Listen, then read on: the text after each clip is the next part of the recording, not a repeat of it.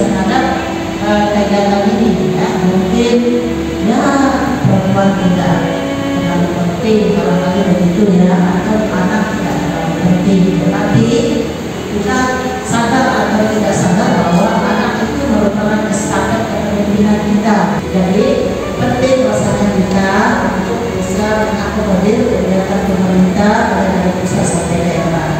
Kelihatannya sepele dan muncul ya. Kenapa sih perempuan saja dan anak yang dilindungi, laki-laki tidak? Bukan begitu ya, bukan seperti itu. Semua kita dilindungi, tetapi yang rentan itu adalah perempuan dan anak. Bapak juga pasti tahu dengan keluarganya sendiri ya, pasti memerlukan perempuan ya. Nanti perempuan yang akan melahirkan akan dilindungi dan sebagainya. Kalau mereka tidak dilindungi, artinya tidak dilindungi, tidak diurus, ya kan menjadi beban juga bagi yang laki-laki kan begitu ya. Ibu-ibunya hamil lalu tidak dibawa periksa ke bidan, nanti ibunya pendarahan dan sakit juga bapaknya kan gitu, mengurusi.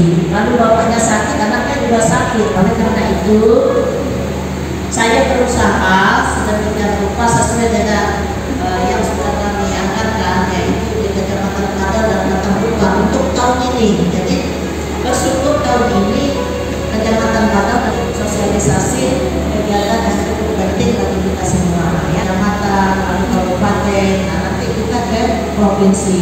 Kita ini merupakan kabupaten penghalang provinsi untuk tidak layak anak. Saya kira keliling ke desa juga saya sering di Kecamatan Jana, Kecamatan Tampanan, Patanglupa, Padang, Benua Mampus, Maloboro ya, itu sudah ada 6 itu kecamatan yang di daerah perbatasan. Artinya bersama-sama ya, baik itu dengan pemerintah, dunia usaha maupun pemerintah lainnya ya. Jadi berintegrasian, bekerja sama begitu ya.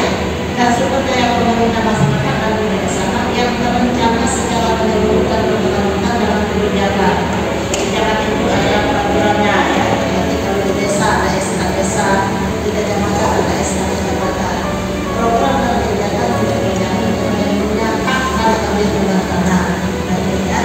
Jadi anak itu memang harus terlindungi. Apa tujuannya?